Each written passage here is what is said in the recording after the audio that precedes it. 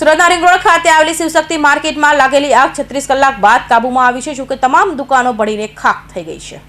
સુરતના ring road ખાતે આવેલી શિવશક્તિ ટેક્સટાઇલ માર્કેટમાં લાગેલી આગ 36 કલાક બાદ કાબૂમાં આવી છે। ફાયર દ્વારા આખી રાત કુલિંગની કામગીરી કરવામાં આવી હતી, તો ત્રીજા માળે આવેલી તમામ દુકાનોમાં ચેકિંગ કામગીરી હાથ ધરાઈ હતી। તમામ દુકાનોમાં આગ ઉપર કાબુ મેળવાયો હતો ને હાલ નોર્મલ સ્મોક હોવાનું ફાયર ઓફિસરે જણાવ્યું હતું। દુકાનોમાં રાખવામાં આવેલા કરોડો રૂપિયાનો કાપડનો જથ્થો આગમાં બળીને ખાક થઈ ગયો છે, જે અંગે ચીફ ઓફિસર ફાયર ઈશ્વર પટેલે માહિતી આપી।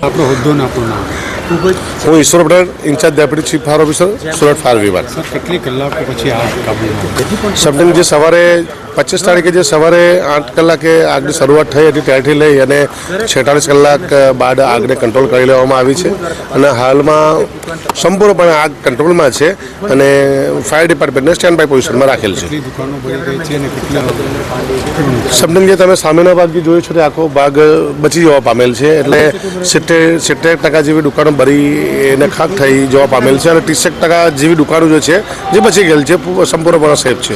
કઈ પ્રકારની કામગીરી કરવામાં આવી? હાલમાં already fire department stand by પોઝિશનમાં છે। કદાચ કોઈ એવી આગ હોય જે સારી બળી ગઈ છે આખી દુકાનની અંદર, એના અંદરના નીચેના ભાગે કદાચ કોઈ રીઇગ્નેટ થાય, ફરીથી આગ લાગે કે ધુમારો નાની મોટી આગ લાગે, એના માટે ફાયર ડિપાર્ટમેન્ટને સ્ટેન્ડ બાય રાખવામાં આવેલું છે। કુલિંગનું કામ ચાલુ કુલિંગનું કામ ઓલરેડી સ્ટેન્ડ બાય રાખવામાં આવેલું છે। કદાચ કોઈ ધુમારો નીકળતો હોય તો ત્યાં જે નીચેના ભાગે મટીરિયલ છે એમને સાઈડ ઉપર હટાવીને એને ઠંડુ કરવાની કામગીરી ચાલે છે।